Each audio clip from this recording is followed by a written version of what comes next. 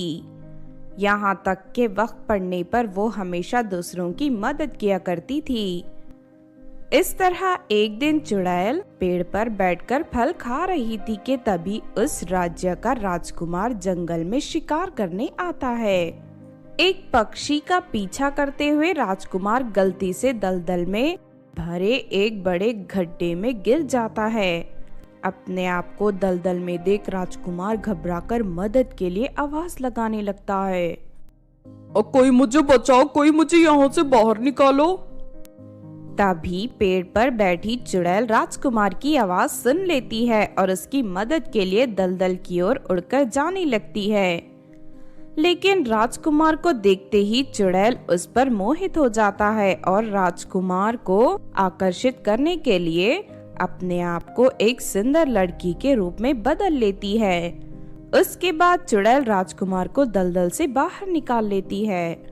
ओ, मेरी जान बचाने के लिए तुम्हारा बहुत बहुत शुक्रिया। अगर तुम वक्त पर नहीं आती तो मैं दलदल में डूब जाता। कोई बात नहीं, ये तो मेरा फर्ज था।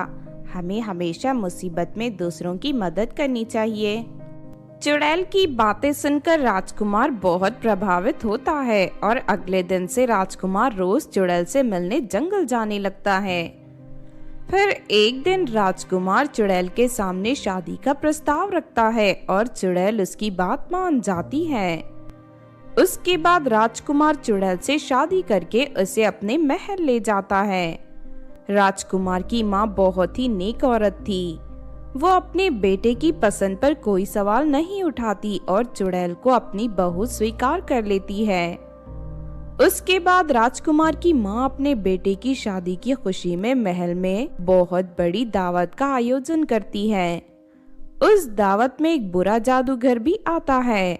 वो जादूगर अपनी बेटी की शादी राजकुमार से करवाना चाहता था, लेकिन चुड़ैल को देखते ही जादूगर को उसकी असलियत पता चल जाती है। अच्छा, तो ये चुड़ैल है। इसने सुंदर लड़की का रूप धारण करके राजकुमार को फंसाया है। मैं अभी इसकी असलियत महारानी को बताता हूँ। जादूगर फौरन राजकुमार की माँ के पास पहुंचकर उसे चुड़ैल की असलियत बता देता है। तुम ये कैसी बातें कर रहे हो? मेरी बहू को चुड़ैल कहने की तुम्हारी हिम्मत कैसे हुई? फिर अपनी बात साबित करने के लिए जादूगर अपने थैले से जादुई राख निकालकर चुड़ैल के ऊपर डाल देता है और अगले ही पल चुड़ैल अपने असली रूप में आ जाती है। चुड़ैल का डरावना रूप देख दरबार में मौजूद सभी लोग घबरा जाते हैं। महारानी, आपको नहीं पता, ये चुड़ैल बहुत ही खतरनाक है। ये तो अच्छा हुआ कि मैं यहाँ आ गया, वरना कुछ ही दिनों में ये चुड़ैल राजकुमार के साथ साथ महल के सभी लोगों को मार कर खा जाती। नहीं नहीं, ये जादूगर झूठ बोल रहा है। मैं एक शाकाहारी चुड़ैल हूँ। मैंने आज तक कभी किसी इंसान को नुकसान नहीं पहुँचाया। लेकिन चुड़ैल की बात का कोई यकीन नहीं करता। उसके बाद जादूगर चुड़ैल को एक जादुई पिंजरे में कैद करके उसे तहखाने में बंद करवा देता है। दूसरी तरफ राजकुमार इस बात का विरोध करता है, लेकिन जादूगर अपनी जादुई शक्ति से उसे गहरी नींद में सुला देता है। चुड़ैल ने राजकुमार के ऊपर वशीकरण करके रखा है। राजकुमार इस वक्त किसी की बात नहीं मानेंगे, इसीलिए मुझे इन्हें नींद में सुलाना पड़ा। लेकिन आप फिक्र मत करिए, आने वाले अमावस्या के दिन मैं चुड़ैल को मार कर उसका खात्मा कर दूंगा। उसके बाद सब ठीक हो जाएगा। राजकुमार की माँ जादूगर की बात पर यकीन कर लेती है। चुड़ैल को मारने के बाद मैं अपनी बेटी की शादी राजकुमार से करवा दूंगा। मेरी बेटी रानी बनकर महल में राज करेगी। इस तरह जादूगर अपनी साजिश रचना शुरू कर देता है। दूसरी तरफ तहखाने में कैद चुड़ैल दुखी होकर रो रही थी कि तभी उसके पास एक दासी आती है।